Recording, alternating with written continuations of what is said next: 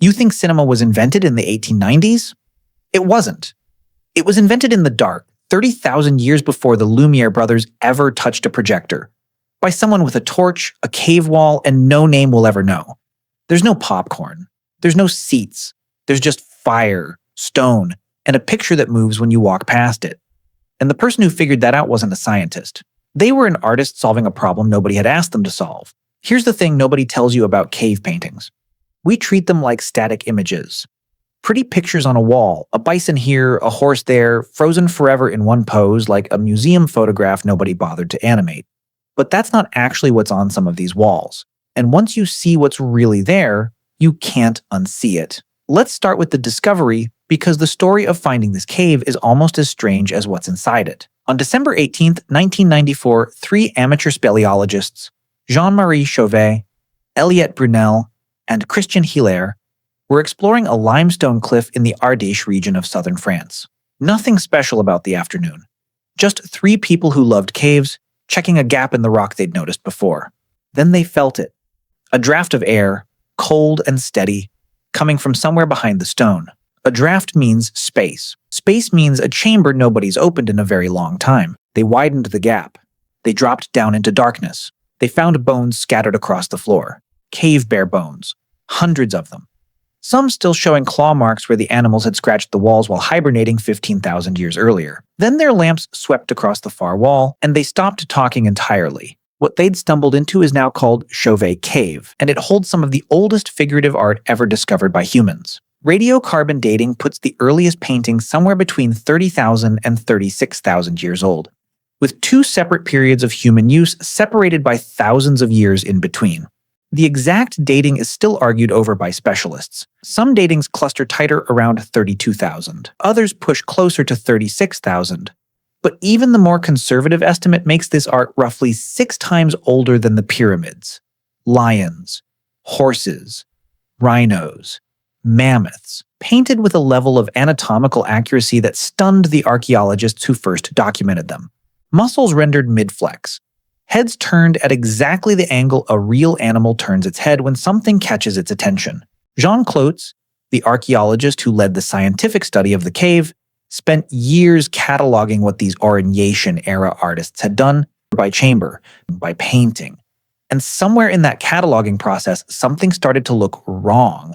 Some of the animals have too many legs. Not a mistake. Not a smudge from a clumsy hand. Deliberately, carefully painted animals with 6 legs instead of 4. Multiple heads on a single body angled slightly differently from each other. Outlines layered directly on top of outlines offset by just a few centimeters, like someone had drawn the same lion 4 separate times in almost the exact same spot on the wall. For decades, nobody knew quite what to make of this. The easy explanation was that a later artist had simply touched up an earlier drawing and never bothered erasing the original lines underneath. Sloppy revision. Case closed. Or so everyone assumed. Except it wasn't sloppy, and it wasn't confined to one cave. In 2012, a researcher named Mark Azima published a paper that changed how archaeologists read these images. Azima isn't just an archaeologist, he's also a filmmaker. And that combination turned out to matter enormously, because he spent over 20 years studying how Paleolithic artists depicted animal movement before he finally put the pieces together. Working alongside an artist named Florent River, he cataloged 53 separate figures spread across 12 different caves in France. All of them built from the same 2 techniques. Superimposition, where multiple images of the same animal overlap in a single spot on the wall. Juxtaposition, where a sequence of images sits side by side like panels in a comic strip, each one capturing the next stage of the same motion. At a French site called La Marche, archaeologists found a small engraved stone showing a horse rendered in split action. Its legs are drawn in overlapping positions. Together they trace a single stride, frozen across multiple frames on one surface, start to finish. At another site, a rib bone from an animal called La Vache shows a lion depicted in what researchers now describe as running freeze frame, several superimposed stages of the same stride, stacked directly on top of each other.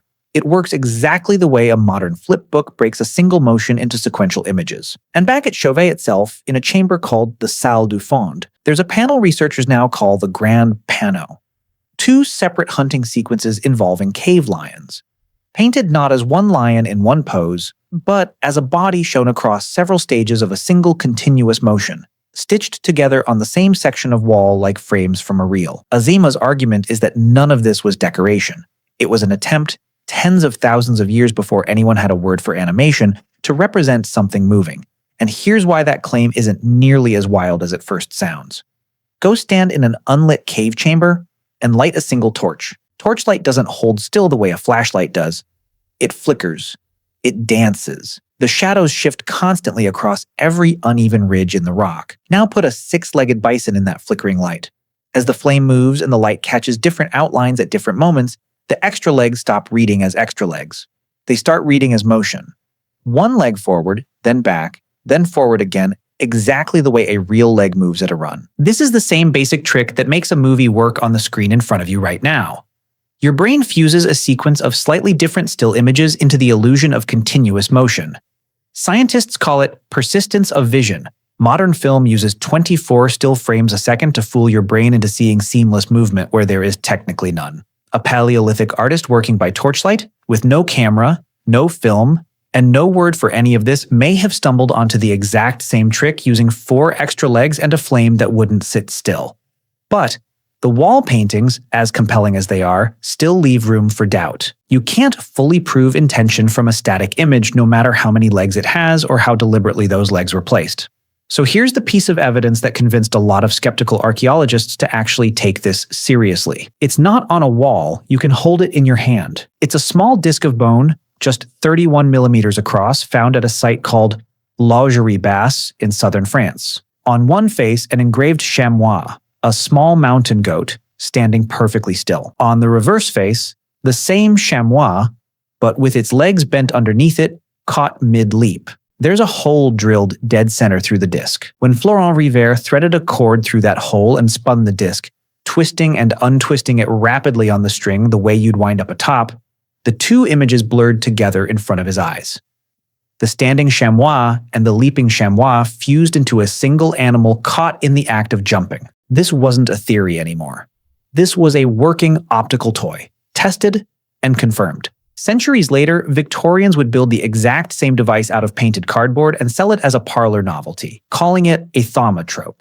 Someone in the Paleolithic built one first, out of bone, and it worked exactly the same way it did in a 19th century drawing room.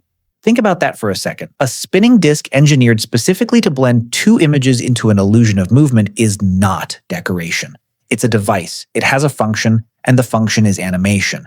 Now think about what it actually took to make any of this. A cave wall panel like the Grand Pano isn't a 5-minute sketch. Someone had to grind pigment, mix it, carry it deep underground by hand.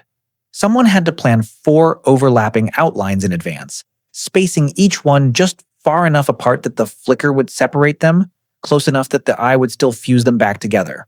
That's not instinct. That's testing. Draw it, step back, move the torch, watch what happens, adjust, try again. And the bone disc is even more demanding. Drilling a perfectly centered hole through a 31mm circle with a stone tool, engraving 2 mirrored poses of the same animal on opposite faces, fine enough that they'd align when spun. That's hours of careful, patient work with zero survival benefit. No food came from it. No warmth. No protection from predators. Someone did it anyway, purely to solve the problem of making a picture move, which tells you something about what these people had room in their lives for, even 30,000 years ago, even by firelight, even with nothing but stone tools and time. Now let's talk about the theater part of this, because a moving picture by itself isn't a movie theater. A theater implies an audience. Chauvet Cave stretches back roughly 400 meters from its entrance, and the most elaborate painted chambers sit deep inside that darkness, far past where daylight or casual foot traffic could ever reach. Getting to them meant carrying fire the entire way, navigating narrow passages by hand, arriving in a chamber built entirely around a single flickering light source facing a wall. And that journey was not safe. A torch that gutters out 400 meters into an unmapped cave doesn't just mean darkness, it means you no longer know which passage you came from in a space with no light anywhere. and nobody coming to find you. Every person who ever stood in that chamber and watched those lions move had to walk back out through absolute black to prove they'd survived it. That's not a random detail. That's architecture, a dark enclosed space. One light source, a group gathered facing the same surface, watching the same images move in the same flame. All of them having made the same dangerous walk to get there. Strip away 30,000 years and describe that scene to someone, and they'll assume you're describing a screening room. Now, let's be honest about what we don't actually know here, because a channel that only tells you the exciting version isn't giving you the whole story. Nobody can climb inside the mind of a person who died 30,000 years ago and confirm they were consciously thinking about motion when they picked up their pigment. The researchers who study this material are careful to say exactly that. Full certainty isn't really on the table. The strongest available claim is that the evidence for intentional movement keeps getting more convincing, not that it's proven beyond argument. Some archaeologists still favor simpler explanations for at least a portion of the overlapping figures, chalking some of it up to revision or reuse of sacred spots on the wall rather than deliberate sequencing. That caution matters. It's the difference between a real finding and a headline built to go viral. But even with that caution fully built in, look at the scale of what's already documented. 53 figures, 12 caves, multiple regions of France, a working spinning device independently built and tested. That does exactly what the theory predicts it should do. That's not one lucky accident you can wave away. That's a pattern. And patterns are what actually convince scientists once single examples stop being enough. So zoom out for a second, because the timeline here is almost impossible to hold in your head properly. The phenakistoscope and the zoetrope, the spinning devices historians usually credit as the birth of animation, showed up in the early 1800s. The Lumiere brothers screened the first publicly projected film in 1895. That's the version of the story most of us learned in school. First, there was nothing. Then suddenly, across the span of one industrial century, humans invented moving pictures out of thin air. Except maybe we didn't invent it. Maybe we rediscovered it. Somewhere between 30 and 36,000 years ago, in a cave lit only by fire, someone was already asking the exact same question every animator since has asked. How do you make a still picture move? And they answered it twice. Once on a wall using flickering torchlight and a few extra limbs. Once in the palm of a hand using a spinning disc of bone and a length of cord. There's a documentary filmmaker named Werner Herzog who received rare permission to film inside Chauvet Cave in 2010. And he stood in that same chamber, looking at those same overlapping lions, and openly wondered aloud whether he was looking at the ancestor of his own profession. He wasn't exaggerating for the camera. He was standing in the first screening room anyone has ever found. So the next time you sit in a dark theater, think about what's actually happening. Light is flickering across a screen at 24 frames a second. Your brain is quietly stitching all of it into something that feels alive and continuous. You didn't invent that trust. You inherited it. And somewhere between then and now, the trade happened without anyone announcing it. One torch, one wall, and a small patient audience willing to walk through danger and sit still in the dark, waiting for a picture to move.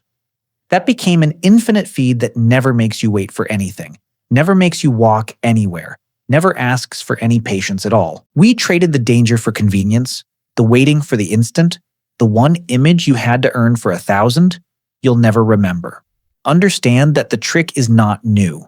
It's not even close to new. Somebody figured it out in the dark, by firelight, 30,000 years before there was a word for cinema, using nothing but bone, stone, and the exact same brain you're using right now to watch anything at all. You're not watching something modern when the lights go down. You're doing the oldest thing your species knows how to do, just with all of the risk removed. The projector changed, the screen changed, the flame in the dark, and the mind trying to make a picture move, that part never did.